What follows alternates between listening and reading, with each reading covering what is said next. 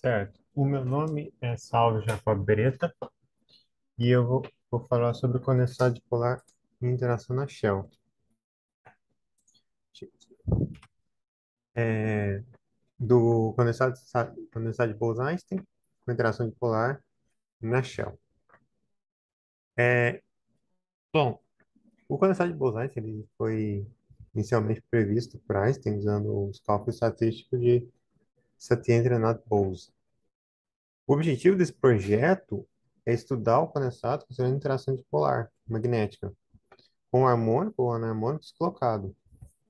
O condensado de Bose-Einstein na casca, ele faz com que as partículas tendem a ir para o equador, nessa esfera.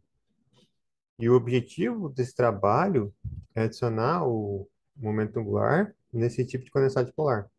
Para a gente ver como que vai haver a formação dos vórtices e como que a dinâmica desses vórtices será, né? Como esses vórtices vão se comportar. Mas a gente ainda não tem vórtice enfim, eu estou trabalhando nisso, né? Obviamente. As referências que eu utilizei, no caso, tem a referência do Adhikari, que ele disponibiliza um programa no Fortran, tanto no C, para você poder simular a Grosseteste, e Grosseteste a gente vai ver mais pra frente, que é a equação que rege o nosso sistema, para uma armadilha isotrópica, contando com dipolar também. Não, perdão, isso aqui não tem dipolar, mas tem rotação. E a solução exata do Thomas Fermi no condensado de Bose-Einstein, aí esse aqui tem interação dipolar, que é o artigo da Eberlein. Bom, primeira nossa motivação, né? Principalmente, o que seria o condensado de Bose-Einstein? O condensado de Bose-Einstein é um sistema muito frio, ele é um novo estado, uma nova fase, uma, ele não é nem sólido, nem líquido, nem gasoso, ele é um novo estado da matéria, há uma transição de fase, né? E ele foi inicialmente previsto por Einstein em 1924, 1925, usando os cálculos de Nath-Bose, e foi observado experimentalmente em 1995. O estudo desse condensado, considerando a interação dipolar dos átomos com harmônicos locados, é o que eu estudo. E a gente usa vários tipos de átomos, rubídio, cromo, prósimo. Geralmente a gente usa mais também átomos da tabela 1A, aqueles metais alcalinos. E, bom, esses átomos, né, rubídio, cromo e prósimo, eles têm propriedades magnéticas. E então a gente vai estudar qual que seria a contribuição dessas propriedades magnéticas, desses átomos nessa nova transição de fase. E assim que a gente entender como que tem essa interação dipolar, a gente vai considerar um harmônico colocado e vai colocar uma rotação nesse nuvem, para fazer a formação dos vórtices. Então, por exemplo, a gente vê na figura 1, não condensado de Bose-Einstein, feito de rubídio, ele foi feito aqui no Instituto de Física de São Carlos. O número de átomos dele é 3,510 a quinta átomos, no caso, né? Então você vê uma coisa que é interessante é que a temperatura que ele se encontra, né, é de 174 nanokelvins. Ou seja, ele é uma temperatura extremamente baixa. Ou seja, a formação do condensado de Bose-Einstein é um novo estado da matéria que se forma em temperaturas extremamente baixas. Então, qual vai ser o nosso método, né? O nosso método é o seguinte: a gente tem a equação de Schrödinger. Essa equação de Schrödinger também é conhecida como equação de Grosseteste, porque tem um termo de Grosseteste incluso. O termo de Grosseteste, no caso, seria esse terceiro termo aqui. Mas vamos lá, né? Da esquerda para a direita, né? O primeiro termo, que seria, no caso, esse, é o termo de interação, é o termo de energia cinética. O segundo termo é o termo do potencial harmônico. O terceiro termo é o termo de interação de contato. As partículas, elas têm um contato de interação de contato muito curto. Então, quando você tem um potencial de contato muito curto, ele vai ser dado por esse termo aqui. Esse termo aqui é o termo de equação o termo de Grosseteste.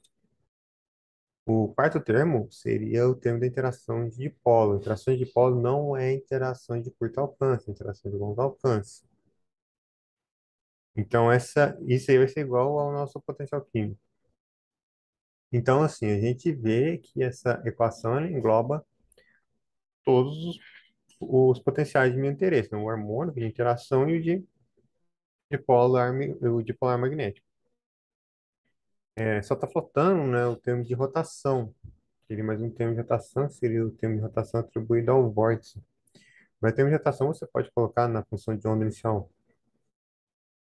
Bom, então você vê aí à direita uma simulação que eu fiz no MATLAB, eu utilizei o DeepLab para fazer essa simulação. Você vê, por exemplo, que você tem uma nuvem, essa nuvem está alongada em Z, dá para ver que é um formato um pouco oval, e por quê? Porque você tem um campo magnético orientado em Z, esse campo magnético orientado em Z está fazendo com que a nuvem se alongue. Como eu disse, talvez não dê para perceber mais agora, mas embaixo eu vou fazer alguns cortes, mas essa região aqui tem menos partículas que essa região. Ou seja, as partículas elas estão indo para o Equador, aqui é mais densa, essa região aqui ela é mais densa por causa da interação dipolar. A interação dipolar ela faz com que não só que alongue, mas também que as partículas venham para o Equador. Ou seja, você vai ter uma região aqui com mais partículas, mas embaixo a gente fez um corte e vou mostrar mais facilmente. Então a gente vê uma interação de 0,3, essa interação de 0,3 dipolar não é uma interação muito forte, e eu fiz para um beta, que seria esse cara aqui, ou seja, uma interação molecular de 2.500, uma interação relativamente considerável, interação molecular de contato.